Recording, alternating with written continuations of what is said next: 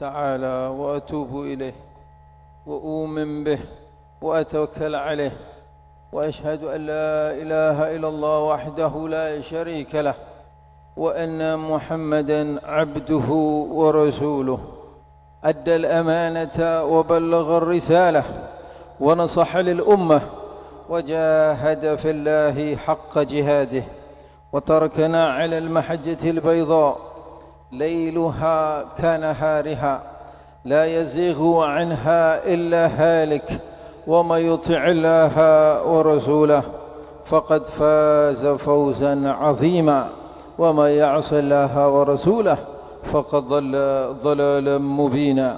اللهم صل وسلم وبارك وكرم ومجد على هذا النبي الكريم وعلى آله وصحابته فأحينا اللهم على سنته وأمتنا في ملته واحشرنا في زمرته مع أولئك الذين أنعمت عليهم من النبيين والصديقين والشهداء والصالحين وحسن أولئك رفيقا. أما بعد، السلام عليكم ورحمة الله wabarakatuh.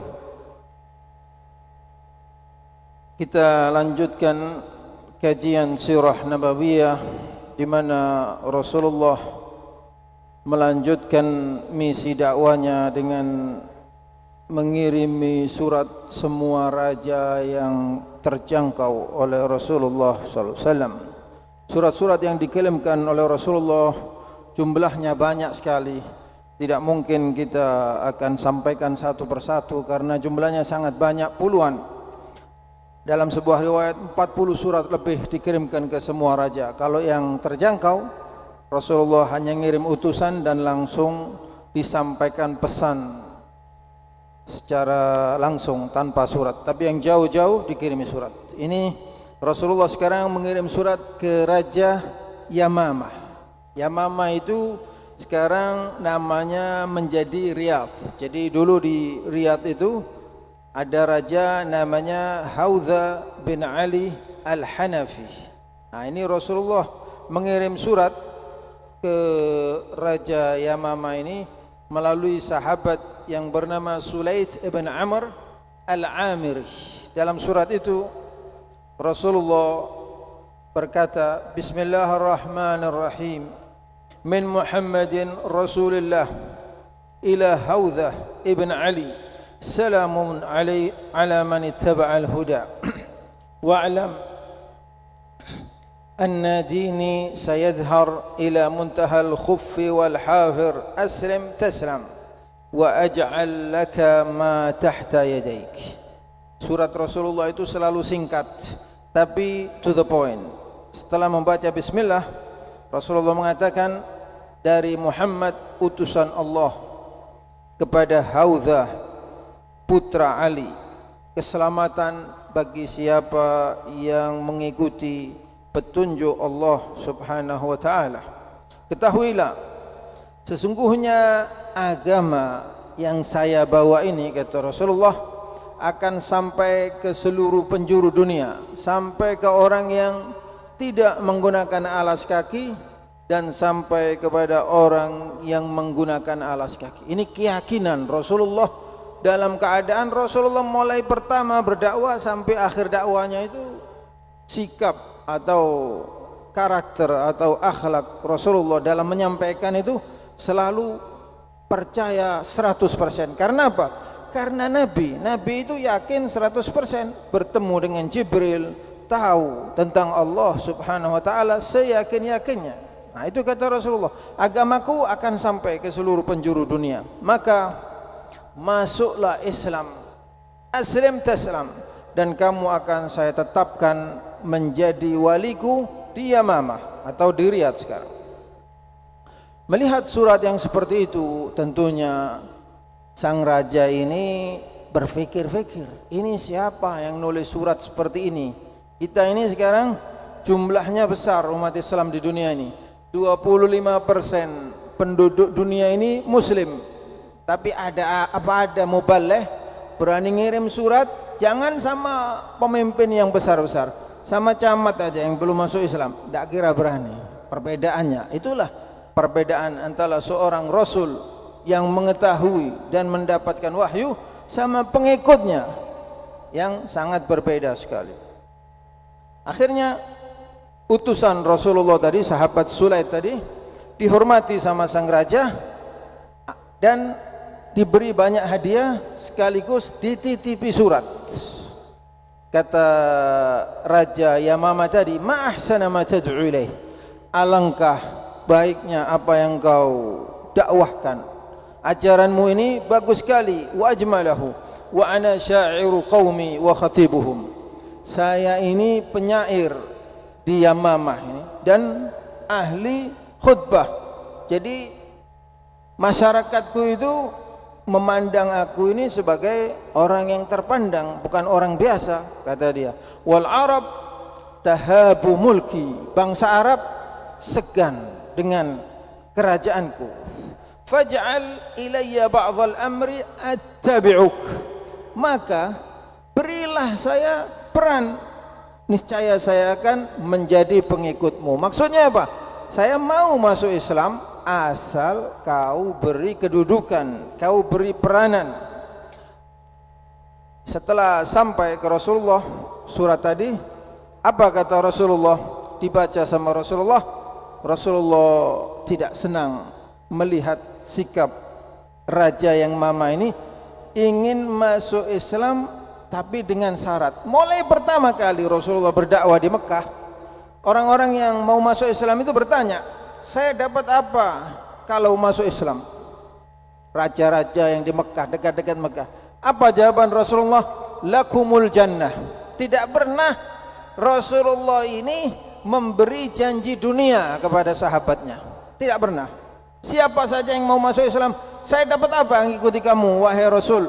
Kamu dapat surga, enggak dapat dunia. Justru berkorban dunia, dapat surga karena keyakinannya sebagai Rasul. Akhirnya setelah membaca surat tadi, kata Rasulullah apa? Lau sa'alani sababatan minal ardi ma fa'altu bada wa bada ma fi yadayhi. Jangan lagi minta kedudukan, kata Rasulullah.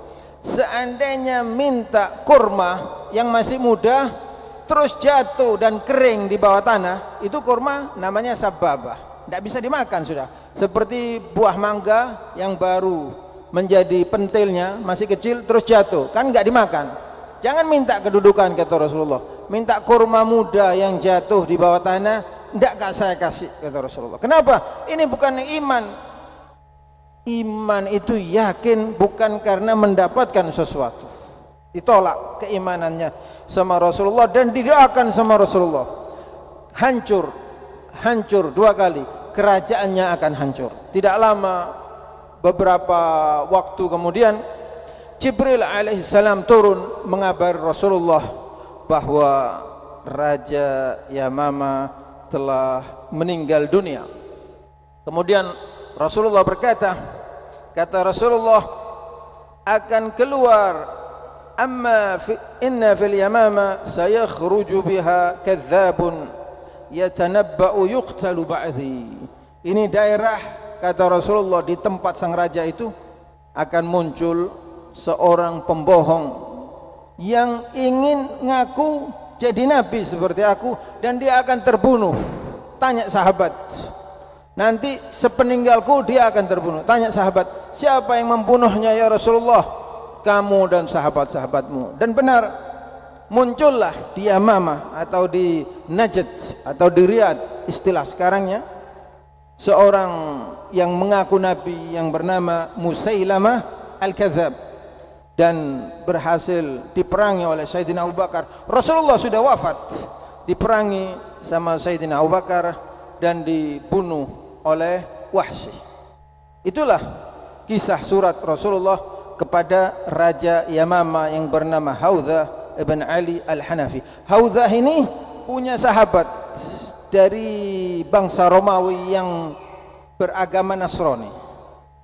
Sahabatnya ini bernama Arkun. Setelah mendapat surat tadi, ditanya sama Arkun, apakah kamu dengar beritanya seorang nabi yang baru muncul? Katanya Haudzah, iya telah datang. Dia mengirim surat kepadaku agar aku mengikuti jejaknya. Terus kata Arkun, kenapa kamu tidak mengikutinya? Saya kalau mengikutinya, saya akan kehilangan kerajaanku. Katanya Arkun, salah kamu.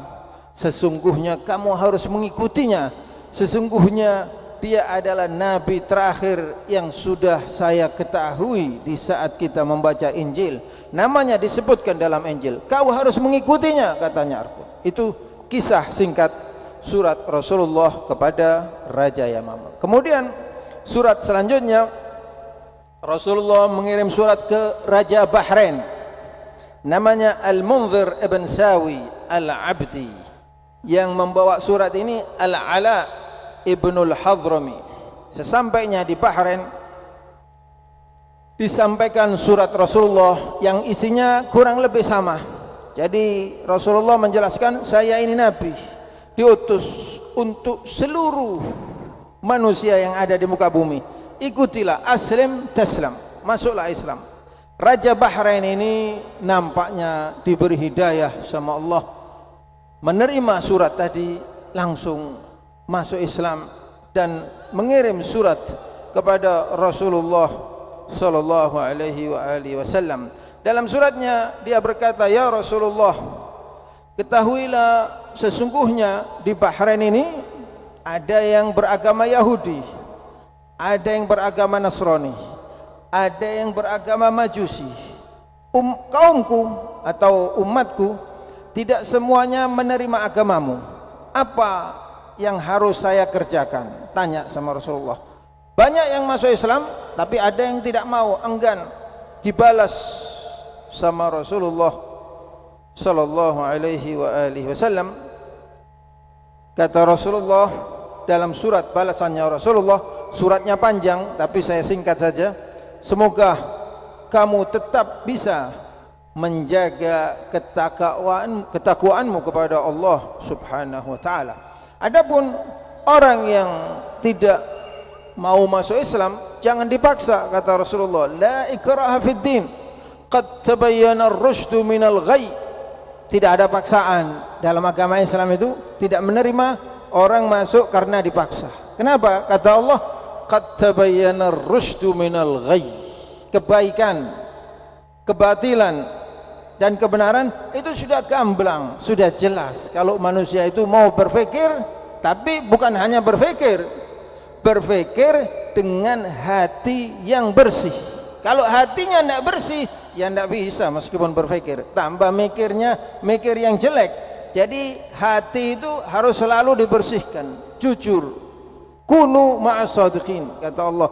Hiduplah kalian bersama orang-orang yang jujur, orang yang mengatakan apa adanya. Nah, itu kata Rasulullah, jangan dipaksa.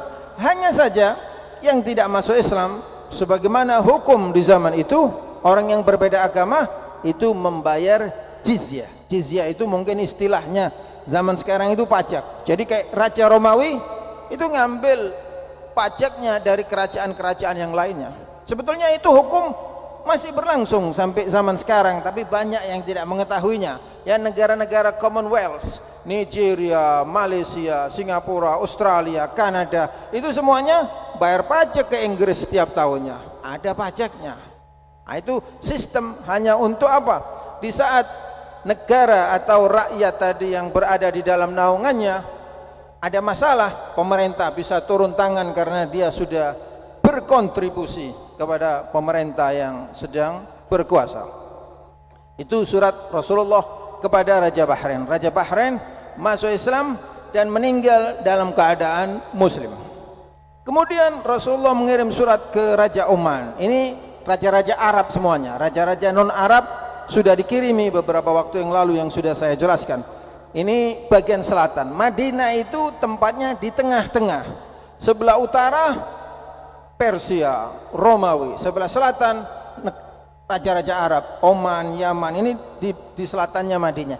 Jadi seandainya dikepung secara logika ya kalah. Karena di saat Rasulullah ngirim surat ke raja-raja ini, tentara Rasulullah itu jumlahnya masih 3.000, sedangkan raja-raja ini tentaranya ratusan ribu. Raja Oman. Di Oman ini ada 5 kerajaan, semuanya dikirimi surat. Tapi yang saya jelaskan sekarang ini hanya satu raja yang terbesar, yaitu Jaifar dan Abd.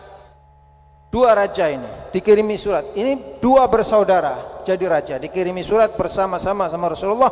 Suratnya dititipkan kepada sahabat yang bernama Amr ibn al-As.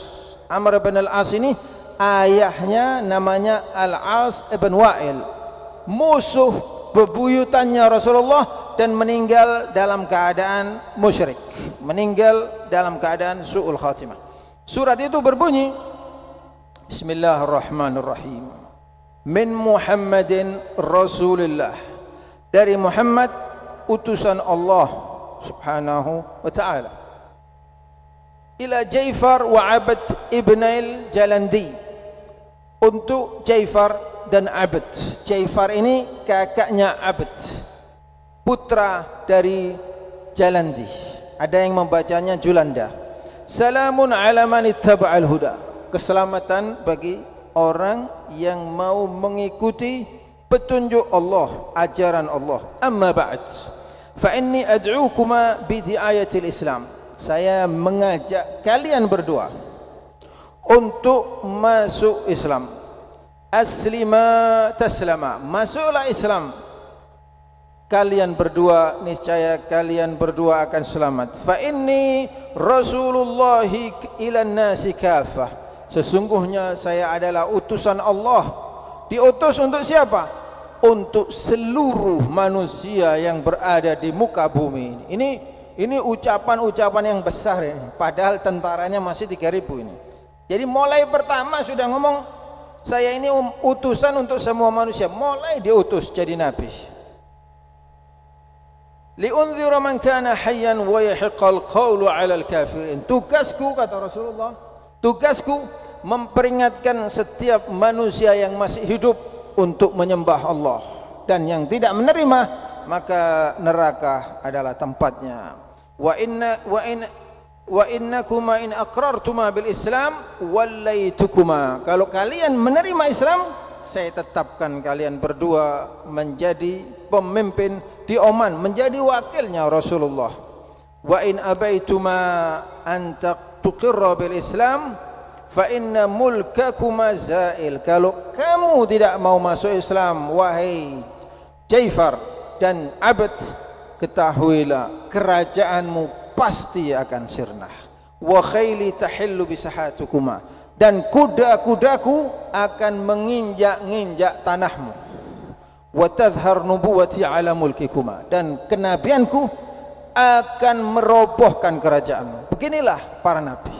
Para nabi itu kalau berbicara penuh dengan keyakinan, beda dengan orang yang ngaku-ngaku. Kalau sampai sekarang nggak ada orang berani ngaku nabi. Jangan ngaku nabi, ngaku yang biasa-biasa aja, mikir-mikir. Tapi Rasulullah tidak pernah menunjukkan keraguan. Ini uslub atau cara bicaranya para nabi. Nabi Sulaiman waktu ngirim surat ke Ratu Balqis di Yaman, Nabi Sulaiman di Palestina, innahu min Sulaiman wa innahu bismillahirrahmanirrahim alla ta'lu alayya wa'tuni muslimin. Suratnya hanya 2 baris ke Ratu Balqis. Ratu Balqis membacakan surat tadi yang direkam sama Allah di Al-Quran kepada bala tentaranya. Innahu min Sulaiman, ini surat dari Sulaiman. Apa isinya? Dimulai dengan apa? Bismillahirrahmanirrahim. Innahu bismillahirrahmanirrahim alla ta'lu alayya, jangan kalian menempatkan diri di atasku, kata Sulaiman. Wa'tuni muslimin, datanglah ke Palestina sini dalam keadaan apa? Sudah masuk Islam. Singkat, padat, super tegas. Itulah Nabi. Kenapa? Di belakang mereka adalah Allah subhanahu wa ta'ala. Rasulullah juga begitu. Jadi kalau berbicara tidak panjang, singkat, tidak ada waktu. Hanya 23 tahun ditugaskan sama Allah. 13 tahun di Mekah, tidak mempunyai pengikut kecuali puluhan, sekitar 80 berapa orang, 13 tahun. Tapi 10 tahun di Madinah, Islam menyebar ke seluruh penjuru dunia. Hanya 10 tahun kemudian setelah selesai langsung kembali kepada Allah Subhanahu wa ta'ala. Surat tadi disampaikan sama Amr bin As. Amr bin As tanya, Amr bin As ini orangnya pintar siasat. Jadi tanya, siapa di antara kedua raja ini yang lemah lembut? Dikasih tahu, yang lemah lembut itu adiknya Abd. Jadi kisahnya, katanya Amr bin As, "Thumma kharajtu hatta intahaitu ila Oman, falamma qadimtuha amittu ila Abd." Sesampai saya di Oman, sengaja saya temui adiknya karena lebih lemah lembut. Wa kana ahlamur rajulain, dan dia adalah yang paling lemah lembut dari dua bersaudara. Faqultu, saya berkata kepada keduanya, "Inni Rasulullah." Saya adalah utusan Rasulullah sallallahu alaihi wasallam. Katanya adiknya, "Akhi muqaddamun alayya bis-sinni wal mulk." Wahai Amr, temuilah kakakku Jaifar. Dia lebih tua dan dia lebih mendahului aku jadi raja. Wa ana uwasiluka ilaihi hatta yaqra kitabak. Tak bawa kau, tak antar ketemu kakakku. Thumma qala li, "Wa ma tad'u ilaihi?" Apa sih dakwahmu ini? Ajaranmu ini apa? Ajakanmu ini apa? Diterangkan sama Amr. "Ad'uka ila Allah wahdahu la syarikalah."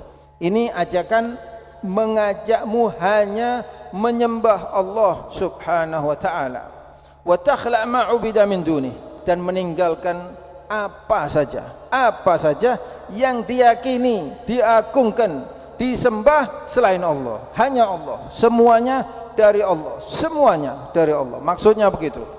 Wa anna Muhammadan Rasulullah, abdahu wa rasul, dan Muhammad adalah hamba dan utusan Allah Subhanahu wa ta'ala. Katanya Abd ini masih belum ketemu kakaknya. Kalau kakaknya ini orangnya keras, sebelum ketemu kakaknya, "Ya Amr, innaka ibnu sayyidi qaumik." Kamu ini anaknya orang besar. Ayahnya Amr ini orang besar di Mekah, tapi musuhnya Rasulullah. "Fa kaifa sana'a abuka? Fa inna lana fihi qudwa." Bagaimana sikap ayahmu terhadap Rasulullah? Karena ayahmu itu juga panutan kami, katanya Abd. Qultu mata wa lam yu'min bi Muhammad. Meninggal ayahku sebelum beriman. Saya harap, keinginanku tentu ayahku masuk dalam keadaan beriman. Wa kuntu ala mithli ra'yi hatta hadani Allah. Dan saya juga seperti ayahku, aslinya seperti itu. Tapi kemudian saya diberi hidayah sama Allah dan saya masuk Islam. Mata tabi'tahu, kapan kamu masuk Islam? Baru, qariban, baru. Di mana? Aina, katanya dia. Di mana? Indan Najasyi. Saya masuk Islam di saat saya melihat raja Ethiopia masuk Islam, Najasyi. Karena raja Najasyi ini ahli Injil, langsung masuk Islam dan menangis waktu menerima surat Rasulullah. Waktu itu Amr terpengaruh, akhirnya masuk Islam. Terus katanya dia, fa kaifa sana'a qaumuhu bimulki? Bagaimana rakyatnya An-Najasyi melihat Najasyi ini masuk Islam? Jadi raja-raja ini yang dipikiri, kalau saya masuk Islam, saya tetap jadi raja apa saya jadi orang biasa? Nah, itu yang dipikiri. Bagaimana rakyatnya Najasyi? Katanya Amr, tetap menjadikan dia raja dan mengikutinya, menghargainya. Terus bagaimana pendeta-pendeta dan pastor-pastornya? Apakah mengikuti Najasyi? Katanya Amr, na'am. Pendeta-pendetanya mengikuti, pastor-pastornya juga mengikuti. Ya Amr, katanya Abd, la yasu'ul mar'a ilal kadhib. Ketahuilah wahai Amr, tidak ada satu hal yang mencoreng harga diri manusia itu kecuali satu hal. Apa itu? Berbohong. Di saat manusia itu bertemu pertama, manusia tadi mungkin dihormati pertemuan pertama. Tapi di saat orang itu sudah terbongkar bahwa dia berbohong, maka tidak ada orang yang akan menghargai orang yang berbohong. Itu maksudnya Abd. Katanya Amr, ma kadhibt wa ma nastahilluhu fi dinina. Saya tidak berbohong dan berbohong itu tidak dibolehkan dalam agama. Katanya Abad, ma'ara Hirakal alima bi islamin Najasyi. Saya rasa Hercules, raja terbesar. Jadi Najasyi ini di bawah kepemimpinannya Hercules. Semuanya ini Nasrani. Saya rasa, katanya Abad, Hercules ini belum tahu kalau Najasyi masuk Islam. Katanya Amr, bala, betul kamu. Katanya Abad, bi ayyi syai'in 'alimta dzalik? Kok tahu kau? Bagaimana kau bisa juga setuju dengan pendapatku?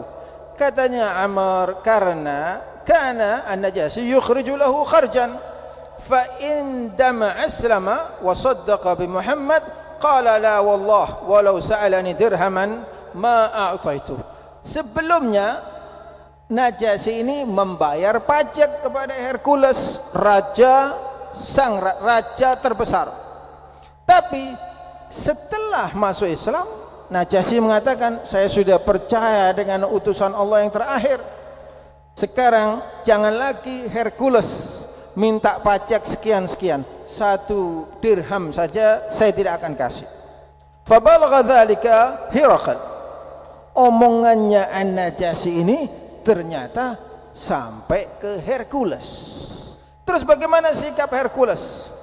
Saudaranya Hercules namanya Yanuk berkata kepada Hercules, wahai Hercules, wahai saudaraku, apa sikapmu melihat bawahanmu tidak mau membayar pajak plus keluar dari agama, bahkan mengikuti agama yang baru, agama yang tidak dikenal sebelumnya. Dijawab sama Hercules, rajulun raghiba fi dinin wa ikhtarahu li nafsihi ma asna'u bihi. Dia adalah orang yang mempunyai kebebasan memilih agama untuk dirinya sendiri, bukan untuk diriku. Terus mau saya apakan, katanya Hercules? Apakah saya keluarkan? Wallahi laula dhanni bumilki la sana'tu kama sana'. Demi Allah, katanya Hercules, seandainya saya tidak takut kerajaanku ini akan sirna, kedudukan dia sebagai raja akan sirna, saya juga akan masuk Islam, kata Hercules. Fasakata akhu, diam saudaranya Hercules. Katanya Abad, qala undur ma taqul ya Amr, wahai Amr, omongannya kamu ini sudah terlalu jauh. Ini masih belum ketemu kakaknya. Terlalu jauh omonganmu ini.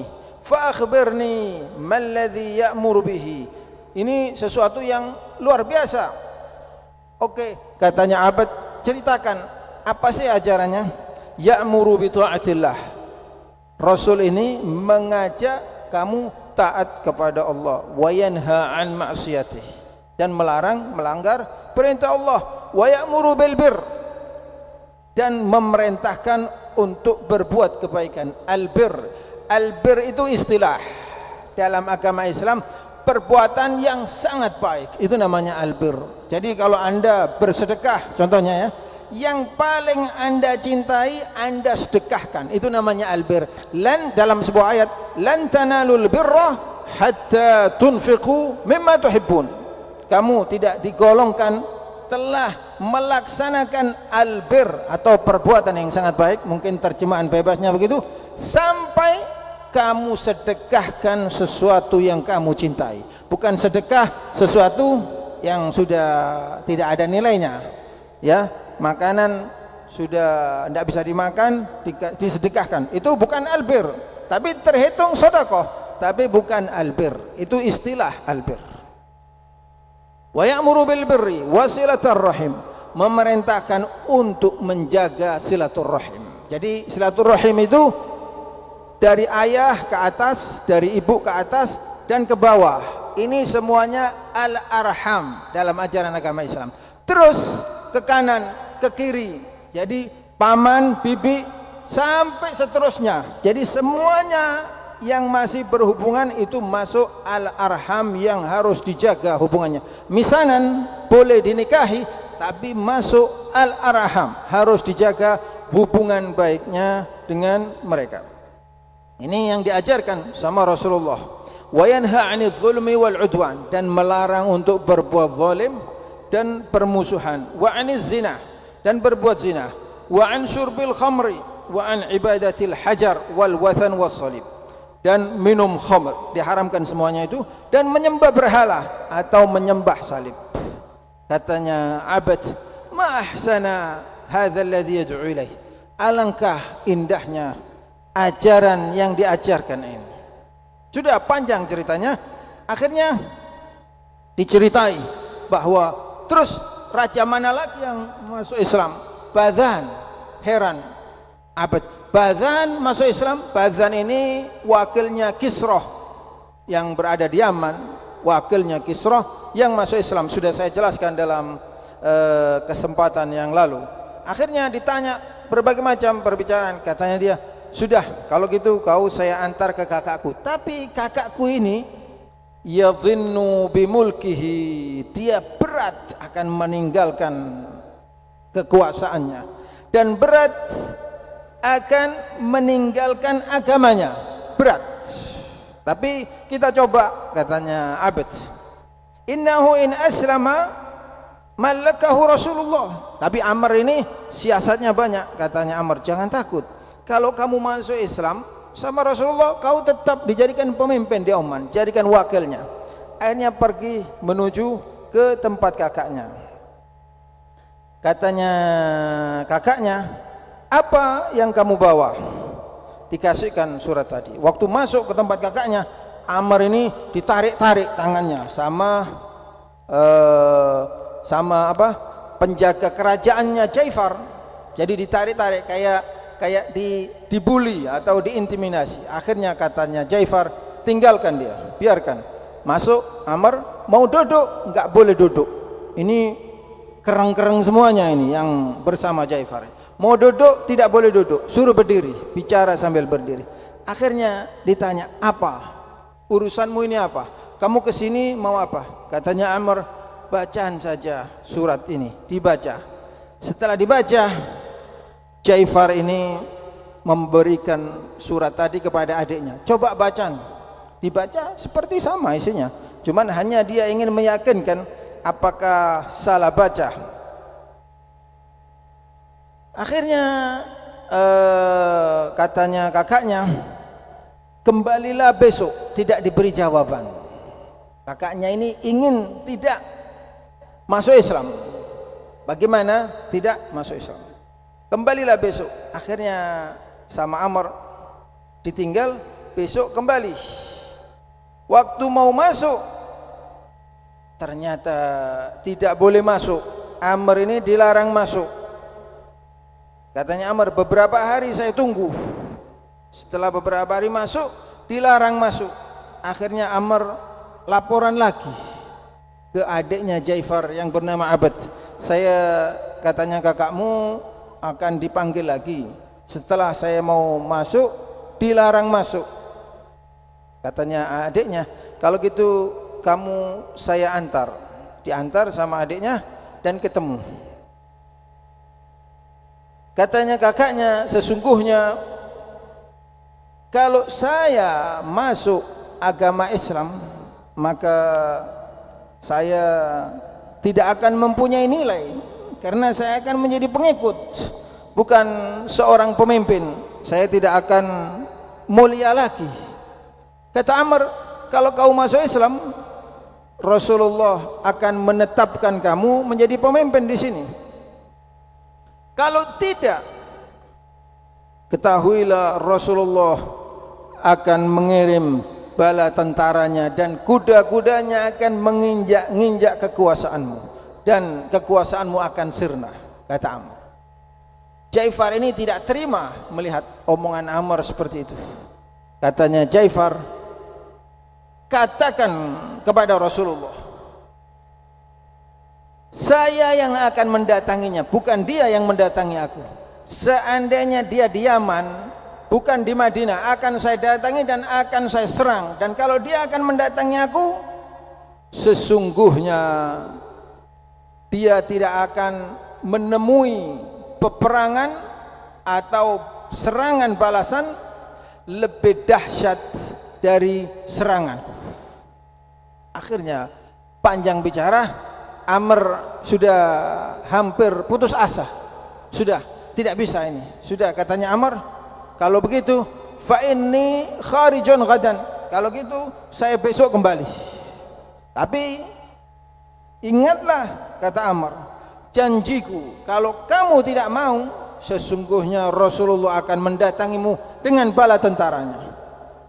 Akhirnya adiknya melihat raja-raja yang lainnya masuk Islam. Kata Amr, kamu tahu Raja An-Najasyi masuk Islam, Muqaykis tidak berbicara seperti ini, Hercules tidak berbicara seperti ini, Raja Bahrain masuk Islam, raja ini masuk Islam, tinggal kamu yang berani berbicara seperti ini. Akhirnya adiknya bilang, wahai Amr, lupakan apa yang terjadi, yang diucapkan sama saudaraku ini anggaplah tidak ada. Bukan ini sikap kami, berilah kami waktu untuk berpikir. Sudah, kata Amr, saya besok pulang.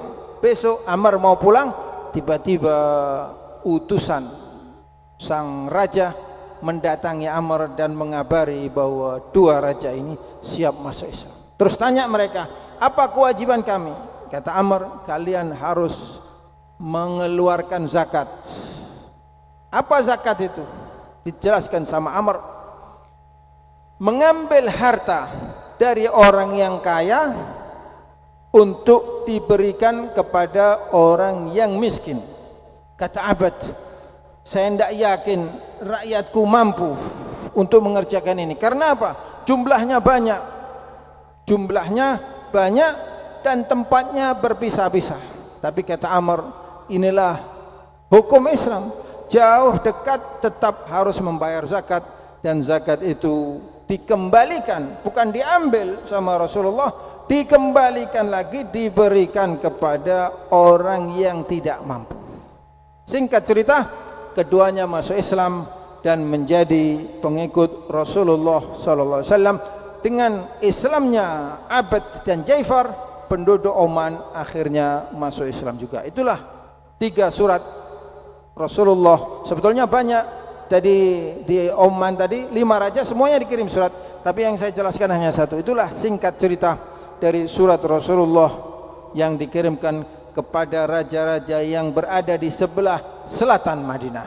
Mudah-mudahan apa yang saya sampaikan bisa bermanfaat, dan Allah Subhanahu wa taala senantiasa memberikan kepada kita keteguhan iman dan keterangan hati kita, sehingga kita selalu di saat kita beribadah mendekatkan diri kepada Allah itu, kita merasa hal ini adalah sesuatu yang indah, sesuatu yang nikmat, sebagaimana doa Rasulullah sallallahu alaihi wasallam. Marilah kita bersama berdoa kepada Allah Subhanahu wa taala. Bismillahirrahmanirrahim. Allahumma habbib ilaina al-iman wa zayyinhu fi qulubina wa karrih ilaina al-kufra wal fusuqa wal 'isyan waj'alna minal rasyidin. Allahumma aslih lana dinana alladhi huwa 'ismatu amrina wa aslih lana akhiratana allati ilayha ma'aduna wa aslih lana dunyana allati fiha ma'ashuna. اللهم اجعلنا من جندك الصادقين واجعلنا من حزبك الغالبين برحمتك يا أكرم الأكرمين. ربنا لا تزغ قلوبنا بعد إذ هديتنا وهب لنا من لدنك رحمة إنك أنت الوهاب. ربنا آتنا في الدنيا حسنة وفي الآخرة حسنة وقنا عذاب النار. وصلى الله على سيدنا محمد نبي الأمي وعلى آله وصحبه وسلم. والحمد لله رب العالمين. والسلام عليكم ورحمة الله وبركاته.